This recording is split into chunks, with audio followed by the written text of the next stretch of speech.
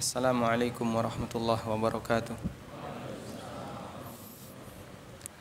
Alhamdulillahi rabbil alamin. Wassalatu wassalamu ala ashrafil mursalin wa ala alihi wa sahbihi ajma'in. Wa asyhadu an la ilaha illallah wahdahu la syarikalah wa asyhadu anna Muhammadan abduhu wa rasuluh sallallahu alaihi wa ala alihi wa sahbihi wa sallama tasliman katsira amma ba'du. Nah, Bapak Ibu yang kami hormati, insyaallah untuk beberapa pekan sebelum Idul Adha kita akan mengalihkan tema sejenak dari pembahasan seputar masalah salat, berpindah sejenak ke pembahasan seputar masalah fikih kurban. Dan ini atas permintaan dari takmir Masjid Al-Marhamah. Semoga bisa memberikan manfaat bagi kita. Dan insyaallah kajian kita berarti ada berapa pertemuan sebelum Idul Adha? Ada 4 kali pertemuan. Kita akan mengacu pada kitab Matan Abi Syuja atau Matan Ghaya wa Taqrib. Dan matan ini, Matan Abi Syuja atau Matan Ghaya wa Taqrib, termasuk salah satu di antara buku panduan dalam madhab Syafi'iyah dan dipakai di beberapa pesantren. Karena itu bagi yang ingin memiliki pemahaman dasar tentang fikih Syafi'iyah bisa mempelajari kitab Matan Ghaya wa Taqrib atau Matan Abu Syuja. Dan nanti sudah saya siapkan matanya di sini. Kemudian jamaah yang dimuliakan Allah Subhanahu wa taala, sebelum kita masuk pada fikih kurban, ada beberapa catatan yang ingin kita sampaikan terkait masalah ibadah kurban. Catatan yang pertama, bahwa ibadah itu ada beberapa macam dilihat dari waktu pelaksanaannya. Ada ibadah yang dia dilakukan seumur hidup sekali. Ibadah dilihat dari waktu pelaksanaan. Ada ibadah yang dia seumur sekali. Contohnya apa? Contohnya khitan, apalagi akikah, apalagi nikah. Nikah mau berapa kali? 4 kali. Seumur 4 kali, enggak kurang. Lebih. Baik. Misalnya akikah, ya. Ini dilakukan sekali seumur hidup. Kemudian ada ibadah yang dia dilakukan tahunan. Contohnya apa? Puasa Ramadan. Apalagi? Id, salat Id. Salat Id. Apalagi? Apalagi, Pak? Idul Fitri, Idul Adha. Haji. Haji itu tahunan atau boleh lebih dari? Atau seumur hidup sekali? Hah? Tahunan atau seumur hidup sekali? Tahunan. Haji boleh diulang setiap tahun jika memungkinkan. Kemudian ada ibadah yang waktunya bulanan. Contohnya apa? Contohnya apa? Puasa Yaum Bid. Yang ini hanya dilakukan setiap bulan terang, ya, tanggal 13, 14, 15. Atau puasa 3 hari tiap bulan, 3 hari per bulan. Kemudian ada ibadah yang dia dilakukan harian, seperti sholat 5 waktu. Ada pekanan dulu ya. Ada pekanan, contohnya apa? Jumatan, puasa Senin Kemis. Ada harian seperti sholat 5 waktu, dan seterusnya. Baik, dari sekian jenis ibadah ini, kira-kira ibadah kurban itu masuk yang mana? Seumur sekali, tahunan, bulanan, pekanan, harian, atau bagaimana? Tahunan, bukan seumur sekali ya. Maka di sini kita tambahkan termasuk di antara ibadah yang waktunya tahunan adalah ibadah kurban. Karena itulah perlu kita pahamkan kepada masyarakat, ibadah kurban itu ibadah tahunan, bukan ibadah seumur hidup sekali. Meskipun dalam prakteknya banyak masyarakat di tengah kita yang mereka memahami kurban itu seumur hidup sekali. seumur hidup sekali ditinjau dari pelakunya. Makanya kadang kita jumpai ada dalam satu keluarga, tahun ini korban bapak, tahun depan korban ibu, tahun berikutnya korban anak pertama, anak kedua, anak ketiga. Karena anaknya cuma 3, begitu selesai 5 kali 5 tahun korban, maka dia nggak korban lagi. Dan prai korban, dia bolos korban itu sampai bertahun-tahun, sampai mungkin ketika ada keinginan darinya untuk melakukan korban berikutnya. Dan ini kesalahan besar, karena dia memahami berarti korban itu mewakili satu nyawa dan dilakukan seumur hidup sekali. Padahal yang benar korban itu ibadah tahunan, bukan ibadah seumur hidup sekali, sehingga disyariatkan bagi setiap muslim untuk melakukan ibadah kurban setiap tahun. Selanjutnya yang kedua, ibadah kurban itu ibadah keluarga. Ibadah keluarga. Artinya pelaksananya adalah kepala keluarga atau salah satu anggota keluarga, sementara pahalanya menyeluruh bisa didapatkan oleh seluruh anggota keluarga. Ini sebagaimana yang pernah dinyatakan oleh sahabat Jabir bin Abdullah radhiyallahu anhu, yang diriwayatkan oleh Ibnu Majah dan yang lainnya. Beliau mengatakan, "Kunna fi zamanin Nabi sallallahu alaihi wasallam nudhahi syata anhu wa an ahli baitihi." Dulu kami di zaman Nabi sallallahu alaihi wasallam berkorban dengan seekor kambing atas nama dirinya dan seluruh anggota keluarganya. Maka ibadah korban itu bukan ibadah satu individu, tapi dia ibadah keluarga.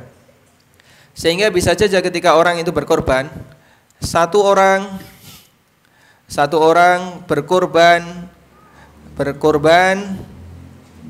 atas nama dirinya dan keluarganya.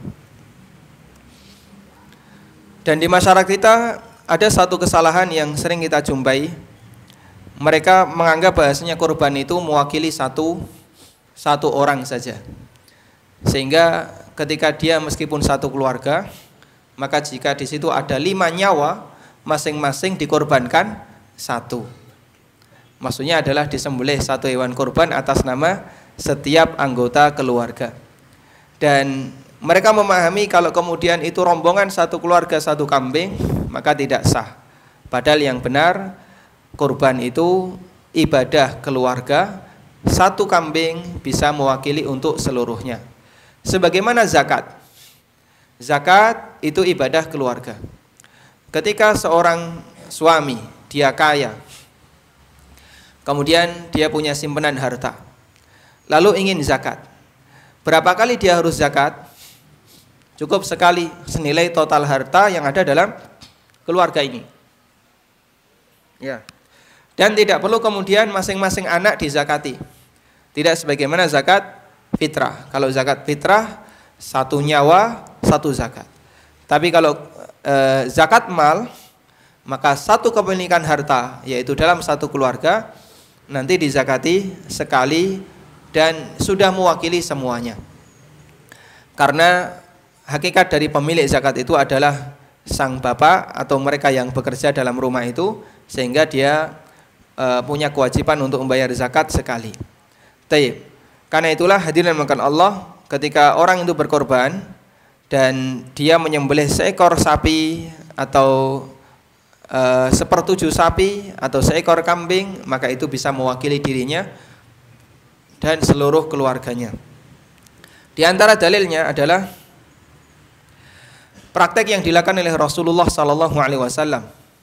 Dalam sebuah hadis yang sahih, Nabi SAW kana yudhahi anhu wa an ahli baitihi wa an ummatihi alladzi lam yudhahi. Beliau pernah berkorban atas nama diri beliau, keluarga beliau, dan seluruh umatnya yang tidak berkorban. Sehingga yang diikutkan dalam korban Nabi SAW jumlahnya banyak. Kemudian yang ketiga, kita perlu membedakan ketentuan keabsahan menyembelih, dan ketentuan keabsahan kurban. Sah menyembelih, sah penyembelihan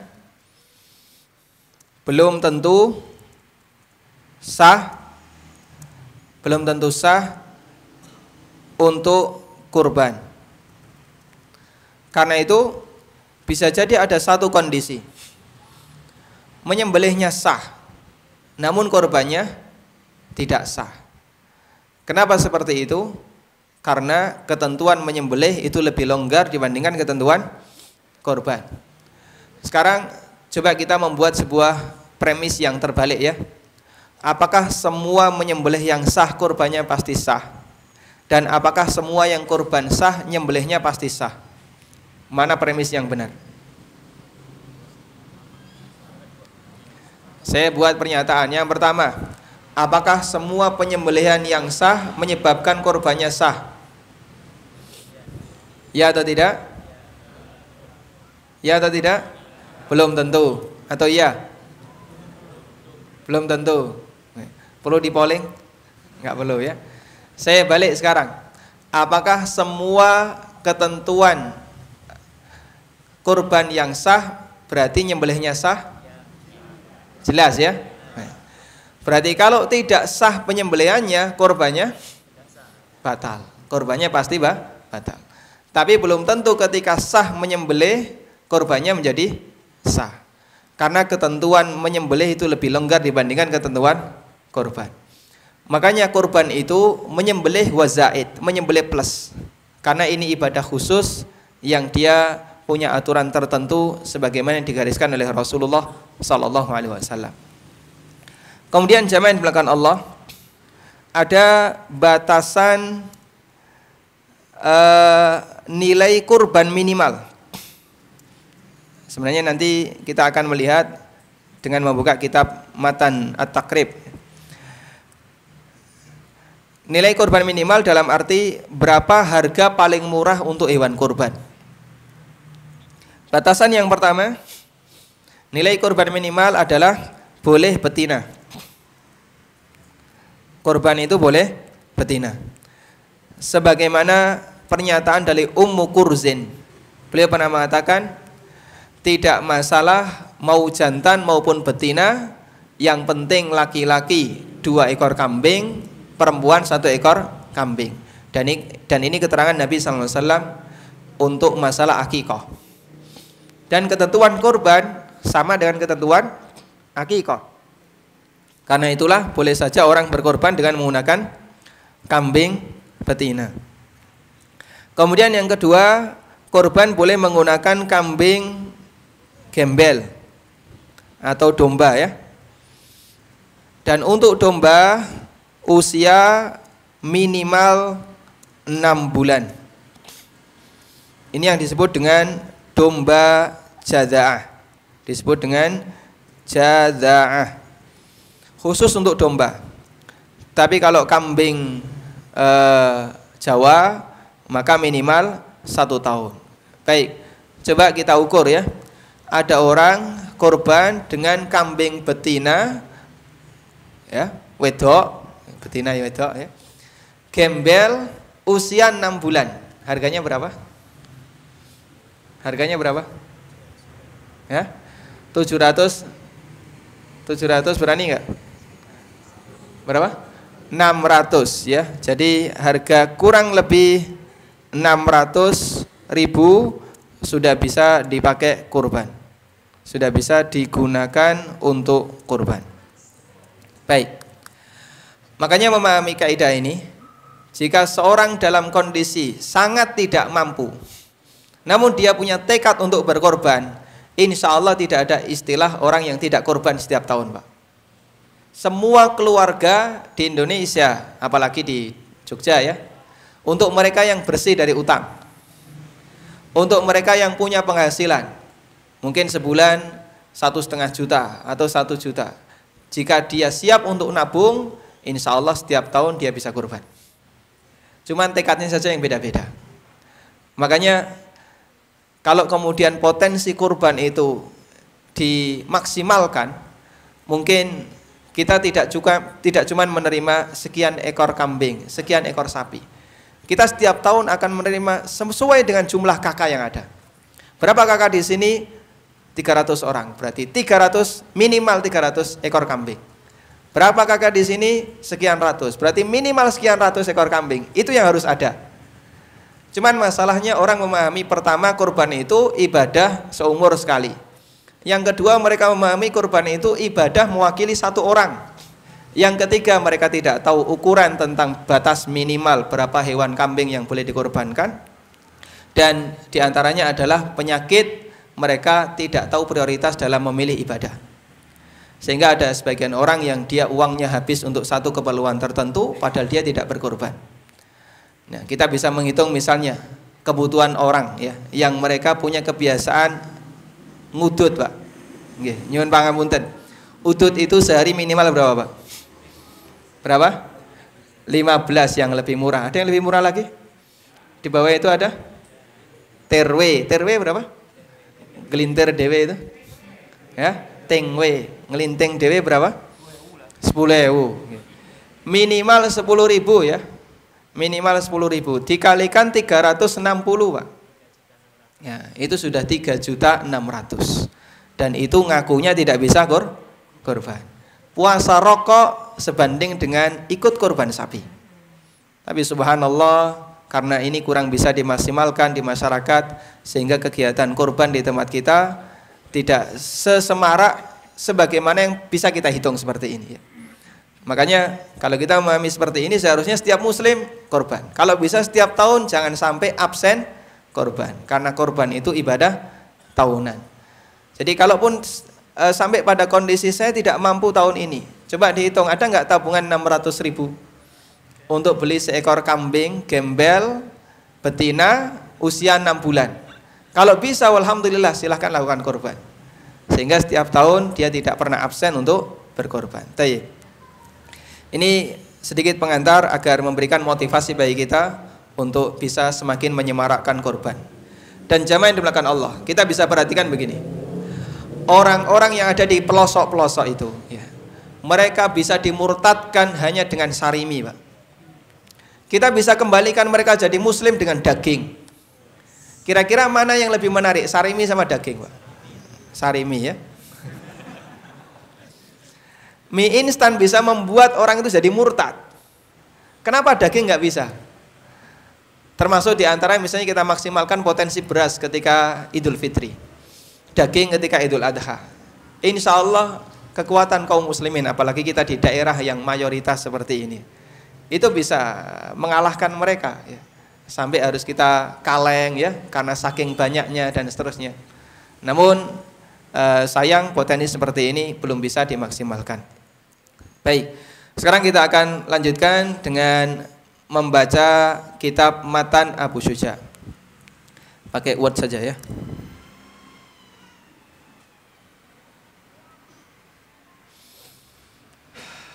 Ini bisa nggak bisa POK? POK nggak bisa ya? Ini juga nggak bisa. Ini aja Word.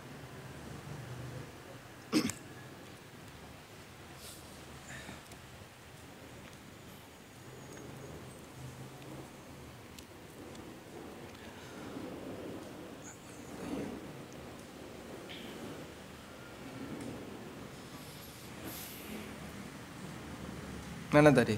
Belum keluar. Belum keluar, Mas. Gimana? Belum keluar ya?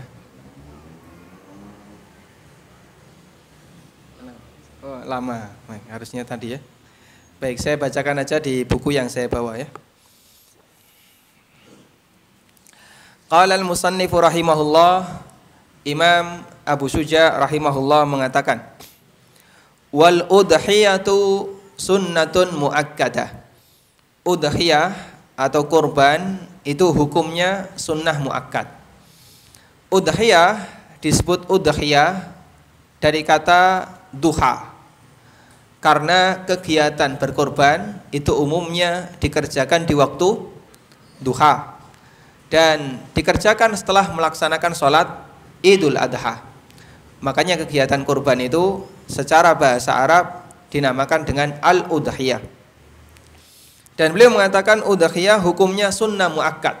Dan ini pendapat Imam Syafi'i dan pendapat Syafi'iyah. Meskipun ada pendapat yang lain yang mengatakan bahasanya udhiyah atau berkorban itu hukumnya wajib. Dan di antara yang berpendapat hukumnya wajib seperti Malikiyah, dan mereka beralasan Nabi SAW pernah mengatakan, man lam yudhi, siapa yang mampu sementara dia tidak berkorban, fala yaqrabanna musallana, maka enggak usah dekat-dekat tempat sholat kami.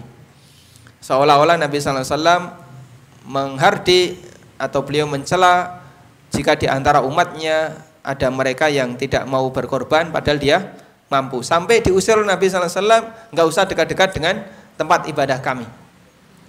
Dan wallahu ta'ala alam, insya Allah pendapat yang lebih kuat dalam hal ini, bahasanya ibadah korban hukumnya sunnah muakkad dan tidak sampai wajib. Meskipun demikian kita berusaha untuk menjaganya sehingga kita bisa berkorban setiap tahun sesuai dengan perhitungan yang tadi kita sampaikan. Kemudian tadi kita sampaikan bahasanya korban itu ibadah yang dilakukan oleh satu orang mewakili seluruh keluarganya. Sebagaimana pernyataan Abu Ayyub Al-Ansari radhiyallahu an, kunna nudhi bisyatil wahidah yudhabbihuha ar-rajulu anhu wa an ahli baitihi fayakuluna wa yut'imun. Kami dulu berkorban dengan seekor kambing. Kami sembelih atas nama dirinya dan seluruh anggota keluarganya. Fayakuluna wa yut'imun, lalu mereka makan dan sebagian mereka berikan kepada orang lain. Hadis riwayat Ibnu Majah, Tirmidzi dan yang lainnya. Kemudian beliau mengatakan, wa yujzi'u fiha al-jada'u minad dha'ni wath-thaniyyu minal ma'zi wal ibil wal baqar wa tujzi'ul badanata an sab'atin wal baqaratu an sab'atin wasyatu an wahidah. Kata beliau, hewan yang boleh dikorbankan yujzi'u fiha, sah digunakan untuk korban, al-jada'u minad dha'n. Al-jada' minad dha'n. Dha'nun itu artinya kambing gembel atau kambing domba usia jada'ah. Yang dimaksud usia jada'ah adalah usia genap 6 bulan. Jadi 6 bulan ke atas. Ya. Dan disebut usia jada'ah adalah karena dia sudah mendekati powel. Ya. Orang sini menyebutnya apa? Ketika giginya rampal, orang sini menyebutnya powel. Dan ini khusus untuk ad-dha'nu. Sebagaimana yang dinyatakan dalam sebuah hadis riwayat Ahmad dan Baihaqi, dhahu bil jada'i minad dha'ni. Silahkan kalian menyembelih jada'ah, hewan usia 6 bulan dari jenis ad-dha'nu, yaitu dari jenis domba. Kemudian juga dikatakan oleh Uqbah bin Amir, dhahaina ma'a Rasulillah sallallahu alaihi wasallam bil jada'i minadh dha'ni. Kami pernah menyembelih korban bersama Rasulullah sallallahu alaihi wasallam dalam bentuk gembel domba yang usianya usia jada'ah. Kemudian yang kedua, wasaniyu minal ma'zi, dan as-saniyu minal ma'zi. Al-ma'zu artinya kambing Jawa. Yang dimaksud dengan as-sani adalah kambing yang sudah berusia 1 tahun menuju 2 tahun. Yang ini juga diistilahkan dengan kambing musinnah. Diistilahkan dengan kambing musinnah. Disebut musinnah dari kata sinnun yang artinya gigi. Musinnah karena sudah ganti gigi, dia sudah genap usia 1 tahun. Kemudian wal ibil wal baqar. Demikian musinnah untuk ibil dan baqar. Kalau onta itu minimal usianya 5 tahun. Sedangkan kalau sapi minimal usianya 2 tahun menuju 3 tahun. Wa tujzi'ul badanatu an sab'atin wal baqaratu an sab'atin. Untuk onta bisa urunan 7 orang dan sapi juga bisa urunan 7 orang. Wasyatu an wahidin, sementara untuk seekor kambing hanya boleh dari 1 orang. Tayyib. Jamaah yang dimuliakan Allah Subhanahu wa taala, ada 2 hal yang perlu kita bedakan antara pengikut sertaan anggota kurban dengan penyedia dana kurban. Kalau seekor sapi penyedia dana kurban maksimal berapa orang? 7. Lebih dari itu tidak sah, tidak diperbolehkan. Sementara untuk kambing penyedia dana kurban maksimal 1. Lebih dari 1 tidak terhitung sebagai kurban. Karena itulah jika ada orang yang urunan kurban untuk seekor kambing, sah atau tidak? Sah atau tidak? Tidak. Kemudian disembelih, Pak. Lalu dibagi-bagikan. Boleh nggak dimakan? Ini tidak sah sebagai kurban. Boleh nggak dimakan? Kenapa boleh? Karena sembelihannya sah. Dimakan dan tidak itu kembali kepada masalah status penyembelihan. Tapi apakah bernilai sebagai pahala kurban dan tidak, ada aturan khusus. Ini salah satu di antara gambaran berarti berbeda antara aturan menyembelih dan batasan kurban. Tayyib. Makanya ketika ada orang yang dia kurban seperti di sekolah, urunan 5.000 setiap santri sekolah. Kemudian setelah terkumpul sekian juta dipakai untuk beli seekor kambing, dikorbankan. Nah, ini bukan kurban tapi apa? Uji coba kurban. Nah, sehingga tidak terhitung sebagai kurban. Baik. Terus katanya tadi seekor kambing untuk dirinya dan seluruh anggota keluarganya. Bagaimana jika anggota keluarganya banyak? Misalnya jumlah anggota keluarganya ada 10 orang. Bojone loro, anake piro? 7. Berarti kan suami, 2 istri, anak 7. Sehingga ketika dia korban atas nama dirinya dan seluruh anggota keluarganya, berarti ada berapa orang? 10 orang. Boleh atau tidak ini? Boleh. Karena yang kedua ini keikutsertaan dalam korban, bukan pengadaan dana korban. Karena dananya tetap dari satu orang. Ada satu permasalahan. Sang suami tabungannya hanya sampai 500. Istri duwe arisan sampai misalnya 700. Baik. Lalu mereka mau korban. Bisa nggak 2 uang ini digabungkan untuk membeli seekor kambing? Bisa atau tidak? Ya. Baik. Ini bisa dengan cara ada muqaddimahnya dulu. Apa muqaddimahnya? Salah satu menyerahkan uangnya kepada pasangannya. Boleh istri menyerahkan uangnya ke suami, atau sebaliknya suami memberikan hadiah uangnya kepada istri. Iki tak tambahi kono nggono tuku wedhus. Nah, ketika terkumpul 1.500.000 kemudian bisa dipakai untuk membeli seekor kambing, maka boleh digunakan untuk berkorban atas nama suami dan seluruh anggota keluarganya. Allah Subhanahu wa taala Maha luas rahmatnya, sehingga Allah Subhanahu wa taala bisa memberikan pahala kepada siapapun sesuai dengan yang dikehendaki oleh Allah. Kemudian penulis mengatakan wa arba'un la tujzi'u fid dhahaya. Ada 4 cacat hewan korban yang menyebabkan tidak sah digunakan untuk korban.